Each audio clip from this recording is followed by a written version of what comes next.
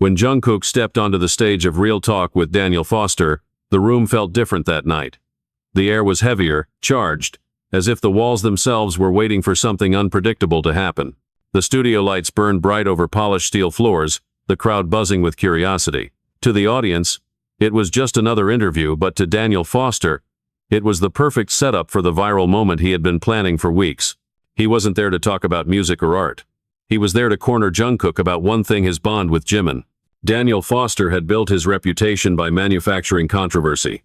His style was simple: invite someone adored, dig into their humanity, twist it into something scandalous. Tonight, he wanted to prove that even Jungkook, the calm, golden boy of BTS, had limits. The smirk on Daniel's face as he reviewed his cue card said it all. He thought he'd found the button to push. What he didn't realize was that the button he planned to push would end up detonating beneath his own chair.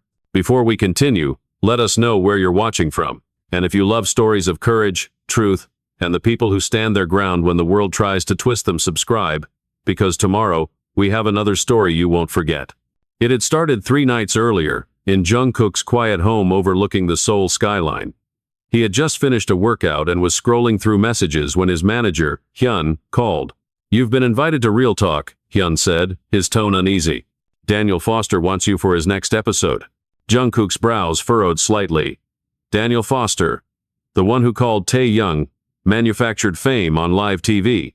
The same one, Jeon sighed. He's notorious for ambushing guests. He digs up personal things and twists them into clickbait, and I heard he's planning to ask about your connection with Jimin. Jungkook set his phone down. His expression didn't harden, but his silence was sharp. "And?" Jeon hesitated. "And I think you should say no. He's not after truth, Jungkook. He's after views." Jungkook's voice was quiet but steady. "If people can twist kindness into a weapon, then someone needs to remind them what truth sounds like." Meanwhile, across the ocean, Daniel Foster sat in a dimly lit editing room in Los Angeles. His producers surrounded him, young, ambitious, nervous. "This is it," Daniel said, pressing pause on a clip of Jungkook performing Still With You Live. The room was silent. "This is the guy the whole world worships. Too perfect, too polite. There's always something under the surface." A young researcher frowned. "But Jungkook doesn't get into scandals. He stays private. Even his friendship with Jimin is—" "Exactly," Daniel interrupted, eyes lighting up. "That's what we'll hit. Everyone sees them as pure friendship, but what if we hint at something deeper? Something unspoken?" "Daniel, that's controversy," he cut her off. "It's what we do. No one remembers the truth. They remember the noise." That night, Jungkook packed light, his silver bracelet, black shirt, no entourage. He didn't need to rehearse answers. He didn't plan to perform. He was just going to show up as himself. The morning of the show, the city buzzed like a hive. Reporters were already waiting outside the Real Talk studio. The second Jungkook's black car pulled up, flashes exploded across the street. "Jungkook, is it true you're avoiding questions about Jimin?" someone shouted. Jungkook didn't flinch. He smiled softly and walked past them, his calm cutting through the chaos. Inside, the studio felt colder. Crew members whispered. Some avoided eye contact. They knew Daniel's style, and they knew tonight's segment could ruin someone. Daniel adjusted his suit, looked at himself in the mirror, and smiled. "Ready?" his producer asked. "More than ever," Daniel replied. "Let's make history." The lights went down. The Real Talk theme music echoed. The audience applauded as Daniel walked onto the stage, charismatic as ever. "Ladies and gentlemen, tonight we have someone very special. A global icon, a voice for millions, Jungkook of BTS." The applause thundered. Jungkook entered, bowing politely, a faint smile on his face. He sat across from Daniel, posture relaxed, expression unreadable. Daniel leaned forward. "Jungkook, thank you for being here. "Thank you for having me," Jungkook said, calm as still water. Daniel smiled. "Let's talk about you. People call you one of the most humble and grounded artists in the world. But let's be honest, humility doesn't trend.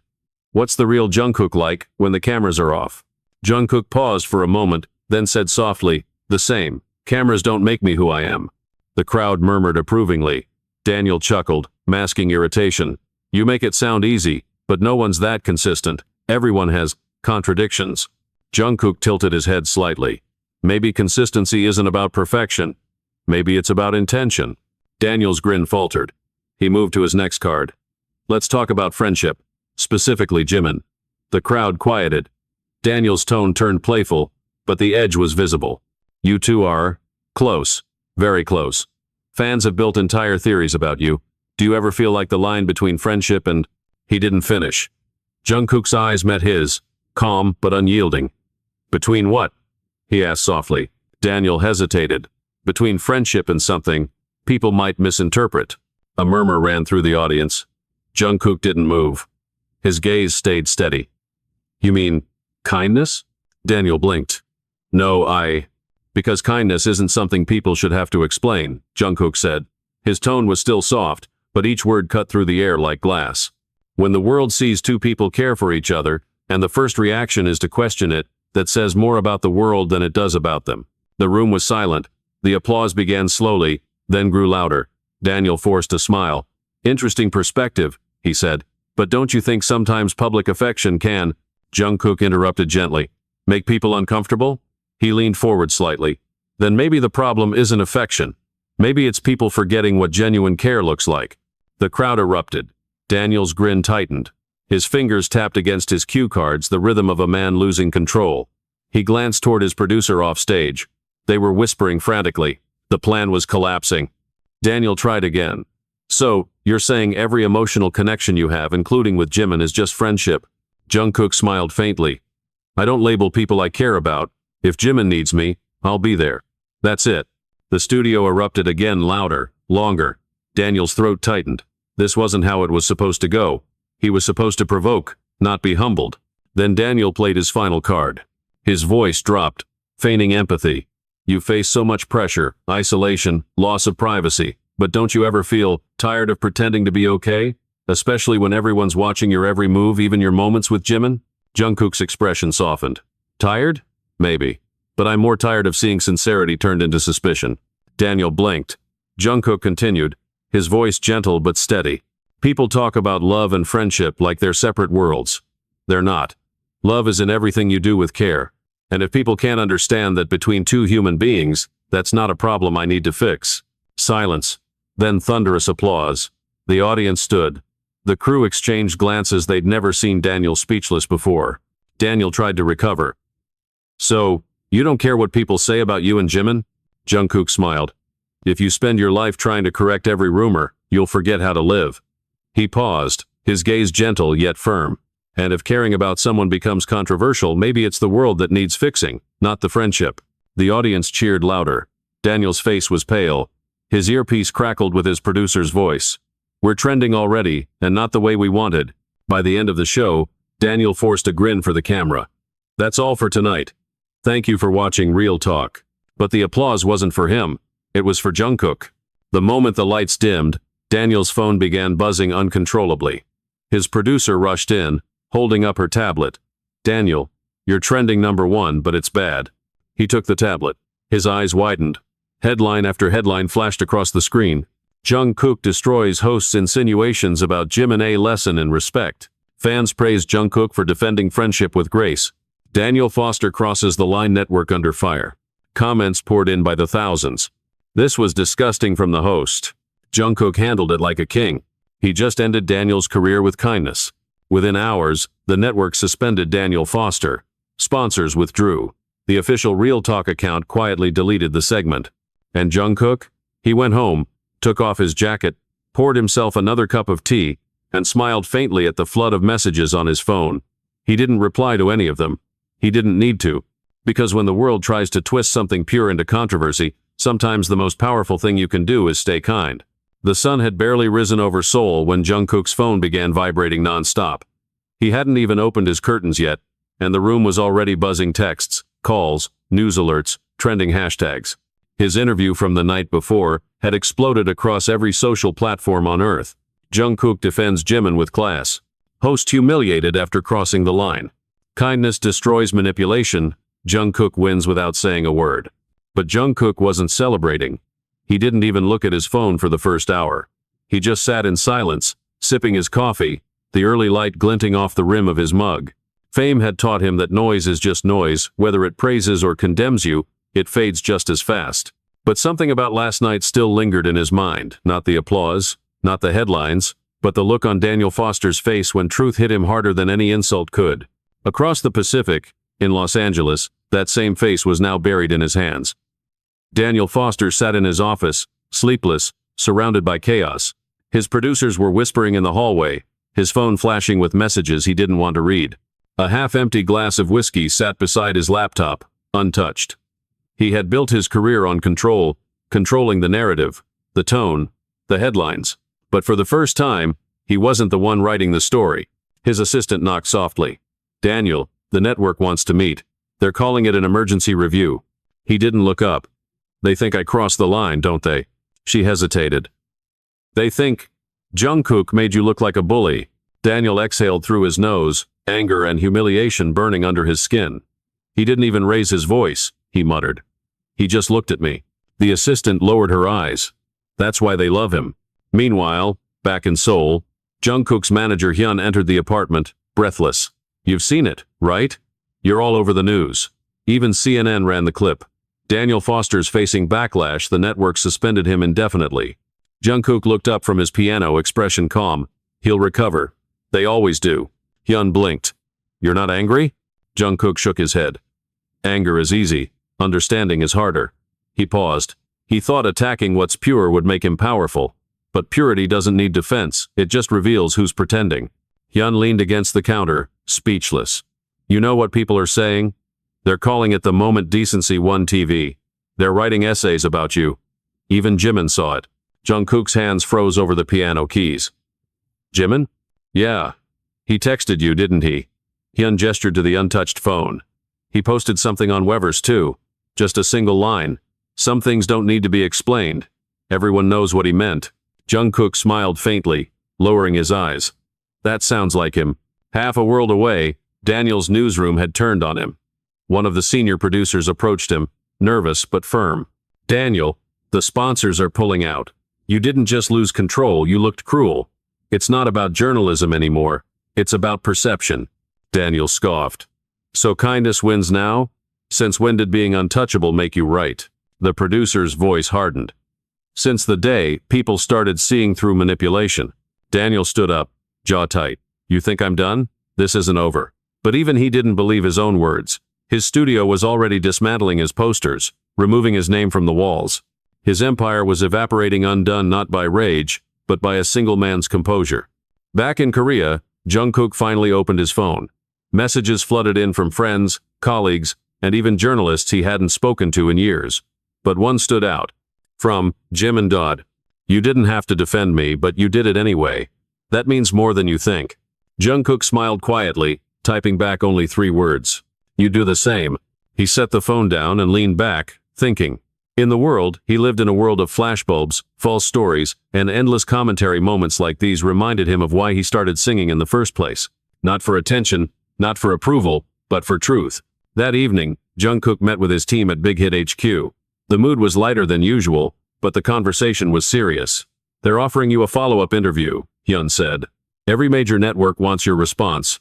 CNN, BBC, even Korean political talk shows. You could speak about the incident, clear the air, maybe." "No." Jungkook's voice was calm but final. "The more you explain sincerity, the more it sounds like strategy. Let silence be the message." Jeon sighed. "You know, you've become the most quoted man on the internet in the last 24 hours. Jungkook chuckled softly. "Then maybe people finally heard something worth quoting." Across town in a small cafe, a group of fans replayed the interview again on a tablet. The moment Jungkook looked Daniel in the eyes and said, "When the world sees care and calls it controversy, that says more about the world than about us." They replayed it like it was a song, not because of the words, but because of what they meant. By midnight, hashtags like #respect Jungkook and #protect Jimin had surpassed 10 million mentions. Even public figures, actors, journalists, activists began tweeting about the Jungkook moment, describing it as the modern example of strength through calm. In a small apartment in Los Angeles, Daniel scrolled through his phone in disbelief. Every post, every clip, every comment, all against him. His attempt to expose someone had exposed himself instead. He threw the phone onto the couch, staring at the ceiling. "Why him?" he whispered bitterly. "Why couldn't he just get angry?" His assistant, standing quietly in the doorway, finally spoke. "Because that's the difference between you and him. You talk to be right. He speaks to be understood." Days later, Jungkook returned to rehearsal, cameras, lights, gossip, none of it mattered now. He moved through choreography with his usual focus, laughter returning between takes. The team noticed something different, not in his confidence, but in his calmness. It was like someone who had walked through fire and come out brighter, not burned. During a break, a staff member shyly approached him. "Jungkook, that interview, it really changed something for a lot of us." Jungkook smiled gently. "Then I'm glad. But don't let it change how you treat people. Just remember, dignity doesn't need volume." That night, Jimin dropped by his studio unannounced. The room was dim, a melody looping softly through the speakers, something new, something unspoken. "You should have told me you were coming," Jungkook said with a smile. "I figured you'd say no," Jimin replied, grinning faintly. He looked around, eyes resting on the piano. "You still play when you can't sleep?" "Always." They sat together for a while, no words, just quiet understanding. The world outside could twist stories, but inside that room, truth needed no defense. Finally, Jimin spoke. "You know, when he brought me up like that, I thought you'd walk off." Jungkook shook his head. "Walking away gives them what they want. Standing still takes it away." Jimin smiled, the kind of smile that carries both pride and pain. "You didn't just defend me. You reminded people what respect looks like." Jungkook's reply was simple, almost whispered. "Then it was worth it." Outside, Seoul glittered with restless light, a city that never really sleeps. But in that quiet studio, two friends sat in peace, untouched by noise, unmoved by drama, bound by something no camera could ever capture. And miles away, the man who tried to destroy them was left in silence, a silence far louder than any applause Jungkook ever received. Because sometimes, the loudest destruction isn't made of anger or fire. It's made of grace. The storm hadn't passed, it had only changed shape. 3 days after the interview, the world was still echoing with Jungkook's quiet composure. Every news outlet from Seoul to New York had run variations of the same headline. "Jungkook redefines strength on live TV." But beneath the celebration, another current was rising, one that neither Jungkook nor his team could ignore. The network behind Real Talk was panicking. Their sponsors were gone, advertisers were fleeing, and now an internal investigation was underway. Daniel Foster had officially been suspended, but unofficially he was done. He'd become the face of arrogance, the man who tried to bait kindness and lost everything. Still, his pride refused to die quietly. Inside a dark hotel room in Beverly Hills, Daniel sat by the window, phone in hand, scrolling through endless comments. Disgusting behavior. Kept pushing like a child. Jungkook handled him like a professor handles a rude student. He turned off the screen, gripping his hair with both hands. He hadn't eaten. He hadn't slept. The room was silent except for the soft hum of the city below. Finally, he whispered to himself, "You're not done yet." He opened his laptop and began typing furiously. His plan was simple: spin the story. If he couldn't beat Jungkook's calmness, he'd twist it. Within hours, a new article appeared online. Did Jungkook manipulate the audience? Media experts weigh in. It was a desperate attempt, and everyone knew it. The piece accused Jungkook of emotional performance, claiming he weaponized empathy. But instead of regaining control, Daniel only buried himself deeper. Within hours, fans, journalists, and even psychologists responded with fire. One headline summed it up perfectly, calling authenticity manipulation the last refuge of the insecure. While chaos unfolded abroad, Jungkook was in Seoul rehearsing, laughing, moving on. To him, the interview was done. The lesson was over. But to the world, it was still a sermon replayed endlessly. Between breaks, his manager Hyun approached with a hesitant look. "Kook, you need to see this." Jungkook paused the music, towel draped around his neck. Hyun handed him a tablet showing a new news feed, the article Daniel had written. Jungkook scanned the headline once, twice. His expression didn't change. He simply handed it back. "He's hurting," Jungkook said quietly. "That's what people do when they're afraid they hurt others to feel safe." Hyun frowned. "You're seriously defending him after what he pulled?" Jungkook shrugged gently. "I'm not defending him. I'm understanding him." Meanwhile, Jimin had just returned from a late recording. He hadn't spoken publicly about the interview, not beyond that one line on Weverse, but he'd watched it. Twice, maybe 3 times. Not because he needed to see Jungkook defend him, but because he saw something deeper. The way Jungkook's calm wasn't just silence, it was strength rooted in love. That night, Jimin called him. The screen lit up. Jimin calling. Jungkook smiled and answered. "Hey," Jimin said softly. "Hey." There was a pause, not awkward but full. "You okay?" Jimin asked. "Better than okay," Jungkook replied. You? I'm fine, Jimin said. I wanted to say thank you. Not for what you said, but for how you said it. You didn't defend me out of anger. You just reminded people what we actually are. Jungkook's voice was warm. I didn't say anything people didn't already know. I just didn't let them forget it. They both laughed quietly. A few moments later, Jimin added, It's funny. He tried to make us look wrong, but now everyone's talking about respect again. Real friendship, real emotion. Jungkook leaned back, staring at the ceiling. Maybe that's what it took, one wrong question to make people remember what's right. The next morning, the internet had a new hero, calm confrontation. Psychologists, professors, and even spiritual mentors began analyzing the interview in detail, breaking down Jungkook's composure frame by frame. One viral tweet read, When Jungkook said, when the world sees care and calls it controversy, that says more about the world, it wasn't a defense, it was philosophy. Every corner of the internet was now echoing that same sentiment. People were tired of conflict. They wanted grace. They wanted decency. And somehow, Jungkook, without raising his voice, without fighting, had started a cultural reset. But not everyone celebrated. At a press conference that afternoon, Daniel Foster appeared unannounced. Cameras flashed as he stood behind a podium, looking worn but defiant. The world's lost its ability to question, he began. When someone challenges a public figure, it's called cruelty. But when a celebrity manipulates emotion, it's called authenticity. I won't apologize for asking hard questions. The room was silent. Then a reporter stood up. Mr. Foster, Jungkook didn't insult you. He didn't manipulate anything. Don't you think your viewers just saw sincerity and that scared you? Daniel froze. Scared me? The reporter nodded. Yes, because you can't provoke peace. The crowd murmured. Cameras flashed. The conference was over before it began. Daniel left the stage, his reputation now officially buried under his own arrogance. Meanwhile, in Seoul, Jungkook was sitting in his studio again, same soft light, same quiet rhythm. Jimin dropped by once more, this time holding 2 cups of coffee. You saw the press conference? Jimin asked, handing him one. Jungkook chuckled lightly. I did. And? Jungkook took a sip, thoughtful. He's still fighting the wrong battle. What do you mean? Jungkook set the cup down. He thinks truth is something you win, but it's something you live. Jimin smiled. You really mean that, don't you? Jungkook nodded. It's easy to sound right. It's harder to be right when no one's watching. They sat in silence again, not awkward but comfortable. Outside, the world debated, analyzed, dissected. Inside, 2 people simply existed. Later that night, Jungkook wrote in his journal something he rarely did anymore. The words were simple, but they carried weight. Don't argue with noise. Be the quiet that changes it.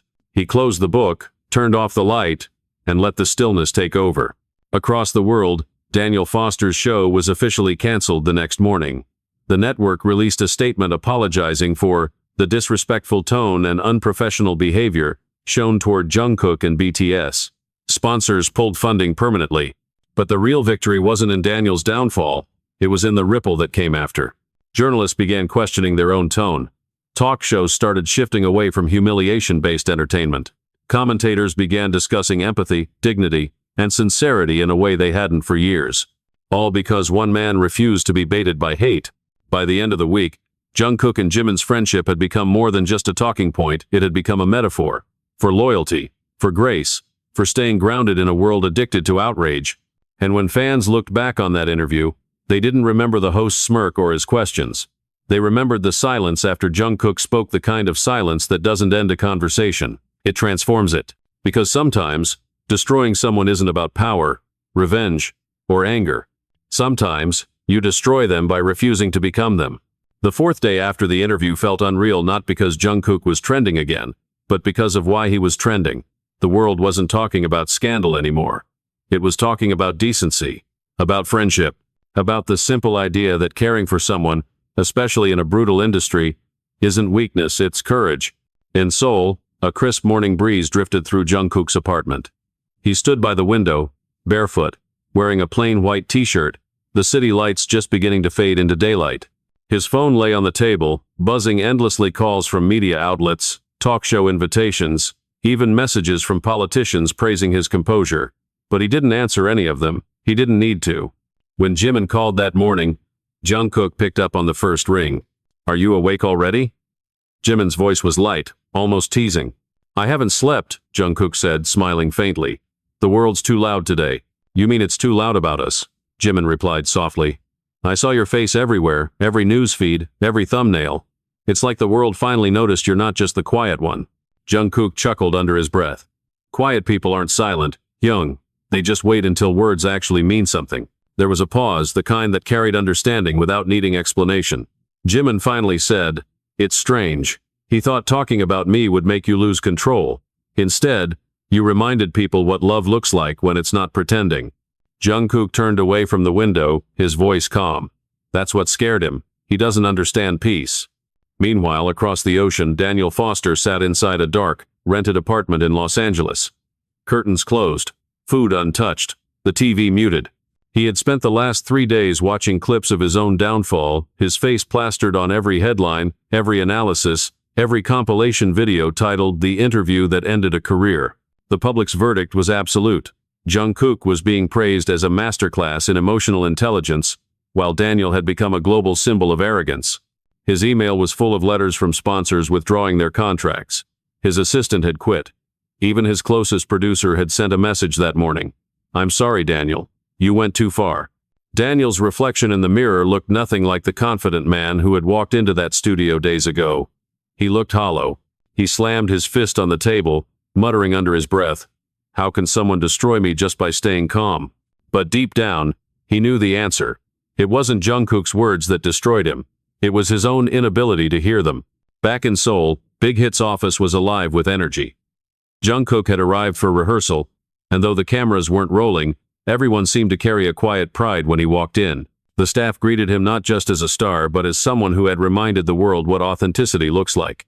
His manager Jeon followed closely behind, holding a folder. We've got a request, he said. CNN wants an exclusive interview. They're calling it the calm that broke the internet. Jungkook smiled, shaking his head. Tell them I already gave my interview. It just didn't sound like one. Hyun sighed. You know they'll keep asking. I know, Jungkook replied. But the message isn't mine anymore. Let them talk. Maybe they'll learn something. That afternoon, Jungkook and Jimin met again, this time at a small cafe tucked away in Hanamdong, their favorite hidden corner from the days before fame took their privacy. The cafe owner smiled wide when he saw them. You boys haven't been here in years, he said warmly. Still drink the same coffee? Always, Jimin said, grinning. They sat in the corner, hidden from sight, sipping coffee in silence for a few minutes before Jimin broke it. You know what's funny? I used to think silence was awkward. Now I realize it's peace. Jungkook smiled faintly. That's because you finally stopped trying to fill it. Jimin nodded slowly. I've been thinking about that host, Daniel. Do you think he'll ever understand what you meant? Jungkook leaned back, his gaze thoughtful. Maybe. But understanding doesn't come from being told you're wrong. It comes when the noise stops, and you have to face what's left. Do you think he deserves forgiveness? Everyone does, Jungkook said simply. But not everyone asks for it. Jimin studied him quietly, admiration soft in his eyes. You really don't hold grudges, do you? Jungkook shook his head. Grudges are like echoes, they keep repeating what you should have already let go. Back in Los Angeles, Daniel opened his laptop again. His inbox was flooded with hate, mockery, and pity. But buried beneath the chaos was one unexpected email. From Jungkook Jeon. Subject, no hard feelings. He froze. His hands trembled slightly as he opened it. Daniel, I heard about your suspension. I wanted to tell you something, not for the media, not for the public, just human to human. I don't hate you. You tried to challenge me, and that's your job. But maybe the real challenge isn't getting a reaction from people, it's listening to what stays quiet. The world doesn't need louder questions, Daniel. It needs better ones. I wish you peace. Jungkook. Daniel stared at the screen for a long time. His throat tightened. For years, he had built his life on conflict, believing every battle had to end with a winner and a loser. But Jungkook's message didn't fit that logic. It wasn't revenge. It wasn't pity. It was grace. He whispered to himself, he really means it. The next morning, Daniel posted a message on his social media. It was simple, no hashtags, no excuses. I've spent years asking questions that hurt people. Maybe it's time I start asking why. Jungkook, you taught me something I didn't even know I needed to learn. Thank you. Within minutes, the post went viral. Comments poured in. He finally understands. Maybe forgiveness is louder than hate. In Seoul, Jungkook saw the post and smiled quietly. He learned faster than I thought. Later that evening, Jungkook and Jimin returned to the studio. The lights were low, the air thick with creative stillness. Jungkook sat at the piano, fingers grazing the keys, playing the same soft melody he'd been working on for days. Something emotional, honest, unguarded. Jimin leaned against the wall, watching. That song's new. Yeah, Jungkook said. It came to me after that night. What's it called? Jungkook smiled faintly. Peaceful Noise. Jimin's eyes softened. It sounds like forgiveness. Jungkook nodded. Maybe that's what it is. They stayed there long after midnight, two friends, two souls who had weathered storms of fame and misunderstanding, now surrounded only by quiet and truth. And somewhere in Los Angeles, a disgraced host sat by his window, headphones in, listening to Peaceful Noise on repeat. The same man who once mocked empathy, now learning how to feel it. Because in the end, Jungkook didn't destroy Daniel Foster with anger. He destroyed him with grace, composure, and something the world had forgotten how to use: humanity. And for the first time in years, Daniel understood that being destroyed by someone like Jungkook wasn't the end of his career. It was the beginning of his soul. The world had not moved on, it had only gone quieter. The firestorm that once filled every corner of social media had settled into something deeper: reflection. Journalists stopped asking what happened, and started asking why it mattered. Professors dissected the interview in ethics classes. Therapists quoted Jungkook's calm lines about empathy. It was no longer just a celebrity moment, it had become a case study in emotional intelligence. And Jungkook? He remained exactly where he always had been, in the middle of simplicity, untouched by noise. The morning sun poured into his studio as he tuned his guitar, humming softly. There were no cameras, no stage lights, just the quiet rhythm of strings and breath. On the wall beside him hung two photographs. One of BTS during their early years, all seven smiling under cheap fluorescent lights, and another taken recently, him and Jimin, laughing over coffee in the studio. As the melody settled, his phone buzzed. A message from Hyun. You're trending again. The world's calling it the calm revolution. Even Harvard psychology students are studying your interview. Jungkook chuckled lightly, typing a short reply. That's not a revolution, that's just kindness finally being heard. He set the phone down. Fame, he had learned, was loud. But truth didn't shout, it resonated. Across the ocean, Daniel Foster sat inside a rehabilitation center in Malibu, not for substance abuse, but for burnout. After his suspension, the network had forced him to take time off. At first, he resisted. He wasn't the kind of man who rested. But the weight of global humiliation had left him hollow. The noise that once fed him now felt unbearable. Everywhere he went, he heard Jungkook's voice replayed online. When the world sees care and calls it controversy, that says more about the world than about us. He'd once thought those words were clever sound bites. Now, in his silence, he realized they were medicine. One morning, he asked for permission to walk along the beach near the center. The Pacific waves were steady, uncaring of fame or failure. He watched the horizon, endless, indifferent, and finally whispered, "You win, kid." But even then, it didn't feel like losing. Back in Seoul, Jungkook had received dozens of new invitations, talk shows, UN panels, even peace conferences. But every time, he gave the same answer: no. One evening, during rehearsal, Jimin walked in unannounced, a small grin on his face. Still saying no to everything? Jungkook looked up from his mic. They want me to talk about peace when all they really want is another headline. Jimin tilted his head. Then what do you want? Jungkook smiled faintly. To keep living it. They both laughed quietly. It was strange, how much had changed, and yet how little had, between them. That night, they stayed late in the studio, surrounded by instruments and half-finished lyrics. Outside, the city glowed skyscrapers like watchful eyes. Do you ever think, Jimin asked softly, that all this noise will never end? That they'll always twist something? Jungkook paused, his fingers still on the piano keys. They might, he said. But that's okay. Noise doesn't stop music.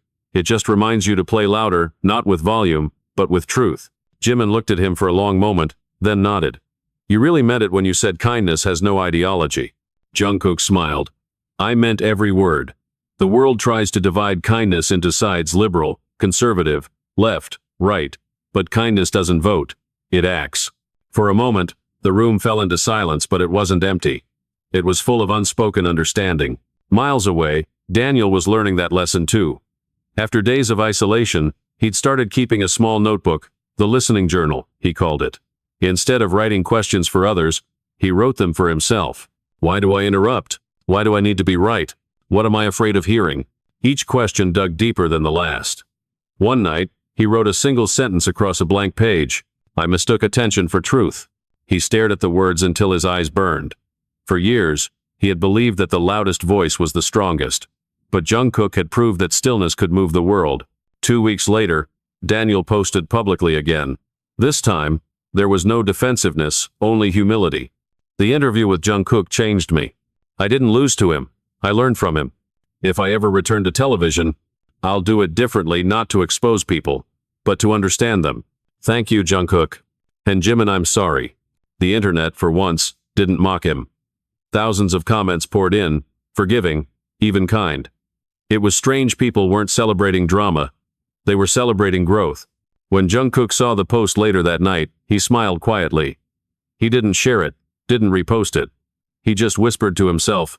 He found the silence. Days later, Jimin stopped by again. He walked into the studio, saw Jungkook editing vocals, and asked, "You heard about Daniel's post?" Jungkook nodded. "I did." "So, are you glad?" Jungkook thought for a moment. "I'm grateful.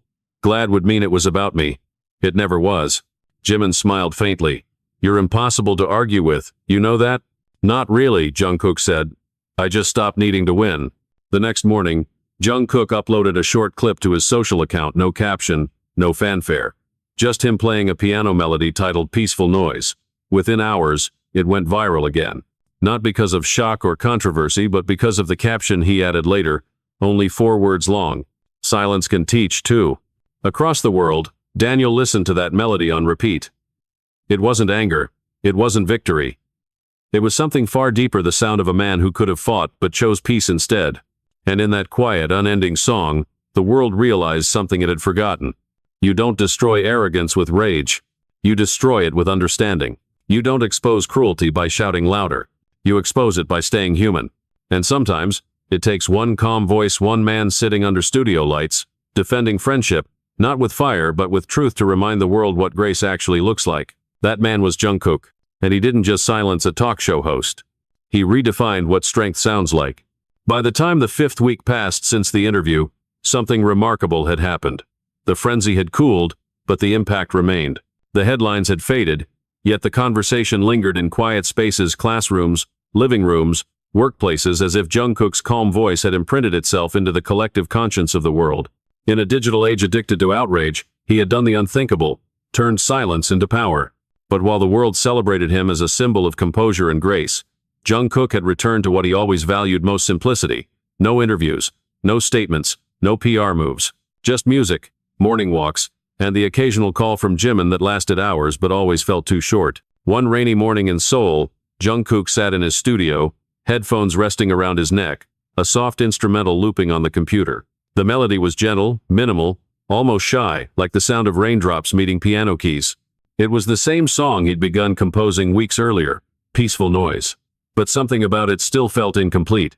He closed his eyes, remembering the weight of the moment when Daniel Foster had said Jimin's name on live TV.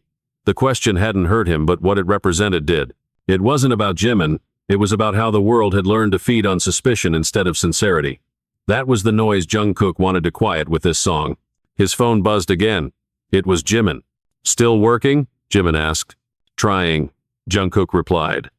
"But I think the song's missing something." "What?" "Closure." Jimin chuckled softly. "You never finish songs that mean too much to you. Maybe that's why they mean something," Jungkook said quietly. There was silence on the line, but not the kind that needed filling. The two had reached that rare friendship, where words were optional, where one could breathe, and the other would understand. Meanwhile, on the other side of the world, Daniel Foster had begun to rebuild not his career, but himself. The once feared talk show host had vanished from television, retreating from the noise he had once worshipped. He spent his days reading, writing, and teaching small seminars on ethics in media. The irony wasn't lost on anyone, least of all Daniel, but something inside him had shifted. Every time he prepared a lesson about empathy in journalism, Jungkook's calm expression flashed in his mind. The way the young man had looked at him, not with anger, but with disappointment, had changed the way he viewed confrontation. One afternoon, Daniel opened his inbox to find another message from Jungkook's management team. It wasn't public, It wasn't formal, it was private, personal. Mr. Foster, Jungkook read your post. He wanted you to know he appreciates your growth and hopes you never stop asking better questions. Daniel smiled faintly at the words. It wasn't redemption. It wasn't forgiveness. It was something higher understanding. He replied simply, tell him he already taught me the best question. Why did I need to win? Back in Seoul, Jungkook stood in front of a rehearsal mirror, sweat on his forehead, music blasting through the speakers. The world might have seen him as gentle, but those close to him knew the fire behind that calm, the relentless discipline, the constant pursuit of meaning. During a break, Hyun entered with a tablet in his hand. You're not going to believe this, he said, breathless. Daniel just released a new podcast. Jungkook raised an eyebrow. Already? Yeah, it's called Real Talk, Real Change. And guess what the first episode is titled The Day I Met Jungkook. Jungkook smiled faintly, unsure whether to laugh or sigh. What does he say? Hyun scrolled through the transcript. He starts with, I thought I was walking into a game. Turns out, I was being taught a lesson. Jungkook didn't say anything. He just looked out the window at the steady drizzle, a quiet satisfaction crossing his face. Later that night, Jungkook and Jimin met again, this time in Jungkook's apartment. The city was dark and wet, streetlights reflecting off the rain-slicked glass. Jimin was sprawled across the couch, half asleep, while Jungkook sat at the piano, fingers tracing soft chords. You ever think this is all too much? Jimin murmured. All this attention, all these people watching us like we're something more than human? Jungkook smiled faintly. Maybe they just need to remember we are human. Jimin opened his eyes slightly. And Daniel? He remembered, Jungkook said quietly. He's not the same anymore. Jimin chuckled. You forgave him before he even realized he needed it. That's the only time forgiveness means something. Jungkook replied. The clock ticked softly in the background. Jimin sat up, eyes soft but serious. You know, when he said my name like that, like I was bait, I was angry. I wanted to go on camera and defend myself. I know, Jungkook said. But you didn't let me. Because you didn't need to, Jungkook said, meeting his eyes. Sometimes silence says everything. People think defense is about shouting. But real defense is dignity. Jimin leaned back, exhaling slowly. You always make it sound so simple. It's not simple, Jungkook said, smiling. It's just rare. They sat in silence again, the same silence that had become a kind of language between them. Outside, the rain softened. Inside, peace settled like gravity. The next morning, Daniel's podcast reached #1 worldwide. But for once, it wasn't because of shock value or controversy. It was because of vulnerability. People weren't listening to hear gossip, they were listening to learn. Daniel ended his first episode with a line that would echo across the internet. Jungkook didn't just defeat me, he disarmed me. And maybe that's what the world needs, not more battles, but more understanding. Because if you can't listen to peace, you'll always mistake it for weakness. When Jungkook heard that line later that day, he smiled. He got it. Hyun looked up from his phone. You're proud of him? Jungkook shrugged. Not proud, just hopeful. That evening, Jungkook finally finished Peaceful Noise. He recorded it in one take, no reverb, no perfection, just emotion. As the last note faded, he whispered softly, for anyone who ever mistook kindness for surrender. When the track went live a few hours later, fans immediately flooded the comments. This isn't a song, it's closure. He didn't need revenge, he made healing go viral. Jungkook turned forgiveness into art. And far away, in a quiet Malibu apartment, Daniel listened too. When the final piano note faded, he closed his eyes and smiled. Thank you, Jungkook, he whispered to the silence, for destroying the part of me that thought noise was power. The world didn't know it yet, but this moment, this quiet ripple between two men who had once stood on opposite sides of a stage would inspire an entire movement of creators, teachers, and dreamers who believed that strength didn't need to shout. Because in the end, Jungkook hadn't just destroyed a host. He had destroyed a culture of cruelty with something the world forgot how to use. Grace. By the 6th week, the world had changed not in headlines or algorithms, but in something quieter, deeper, more human. The conversation that began as a viral scandal had turned into a mirror for millions of people. People started rethinking how they spoke to each other online, how they judged friendships, how they consumed media built on conflict. Teachers used clips of the interview in classrooms. Podcasters quoted Jungkook's answers like scripture. Even psychologists began referring to it as the Jungkook effect. But for Jungkook, the noise had become distant. He had moved past it, or maybe, more accurately, through it. His focus was back on creation, not reaction. The storm had ended, but its echo had become melody. That morning, he was in his studio again, sunlight spilling across white walls, coffee steaming beside his keyboard. On the screen was the final edit of Peaceful Noise. He listened through one last time, head slightly bowed, eyes closed. The piano drifted, subtle, restrained, but beneath it was something alive. You could hear it, if you listened closely enough. Not perfection, but presence.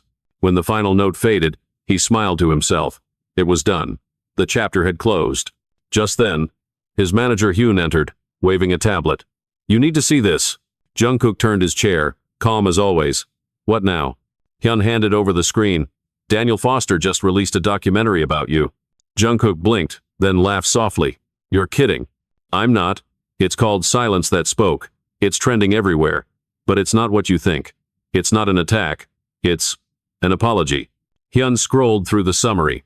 The documentary opened with Daniel's own confession. "I spent years trying to break people on camera. But Jungkook showed me what it looks like when someone refuses to break, not by fighting but by forgiving." Jungkook's eyes lingered on the words. His expression was unreadable, but his silence carried weight. Later that afternoon, Jungkook sat alone, watching the film. The opening scene was familiar the night of the interview. The bright lights, the poised calm, the question about Jimin that had shifted everything. But now, Daniel's narration reframed it entirely. "I thought I was setting a trap, but the trap was mine. I mistook curiosity for cruelty, and compassion for weakness. Jungkook didn't destroy me to win, he destroyed me to free me." The footage cut to Daniel sitting in a dimly lit studio, older, humbled, eyes sincere. When he said, "Kindness doesn't need a side," I didn't understand it then. Now I do. It means truth doesn't belong to anyone, it just exists. For the first time, Jungkook felt something unexpected, not pride, not relief, but peace. True peace. He reached for his phone and opened a chat with Jimin. "Jungkook, you should watch this." Jimin. "Already did, you changed him." Jungkook. "No, life did. I was just the mirror." Jimin. "You don't realize it, but you made forgiveness viral." Jungkook smiled faintly. "Then maybe the internet's finally learning how to heal." That evening, as night fell over Seoul, Jungkook and Jimin met on the rooftop of their old rehearsal building. It was quiet except for the city hum below. They leaned against the railing, looking out over the skyline, the same city that had raised them, broken them, and loved them. "You ever think about how different things could have gone?" Jimin asked softly. "If you'd lost your temper that night?" Jungkook chuckled quietly. "Then I'd be the story, not the message." Jimin smiled. "The message is bigger now. People talk about you, like you started a movement." Jungkook shook his head. "I didn't start anything. I just stopped something, the idea that kindness is weak." For a moment, the wind carried their silence. Then Jimin spoke again, his tone sincere. "You know what I realized watching that documentary?" "What?" "He never hated you. He hated the version of himself that couldn't be you." Jungkook's eyes softened. "That's what hate usually is, admiration that forgot how to speak kindly." Meanwhile, across the ocean, Daniel Foster stood at the back of a lecture hall in New York. He'd been invited to speak to a room full of journalism students. On the board behind him were the words, "Truth without ego." He began his talk not with notes, but with honesty. "I used to think the goal was to win every argument. But when you try to win, you stop listening. Jungkook taught me that you can't expose people and claim to understand them at the same time. Real journalism isn't about lighting fires, it's about keeping others warm." When he finished, the students stood and applauded, not out of fandom, but respect. After the session, one student asked timidly, "Do you still talk to him?" "Oh." Daniel smiled. "We send emails sometimes. Not many words. Just peace." That same night, Jungkook received one such email. "Thank you for letting me listen this time. I used to think destroying others gave me power. But now I know the real strength is being kind when you don't have to be. If I ever interview again, I hope it's with someone like you, because you made me remember who I wanted to be." Jungkook read the message twice, then simply typed back, "Then you're already there." The next morning, Jungkook joined Jimin at the practice room again. They laughed through rehearsals, joked about everything and nothing. The heaviness of those past weeks had lifted, replaced by something lighter, gratitude.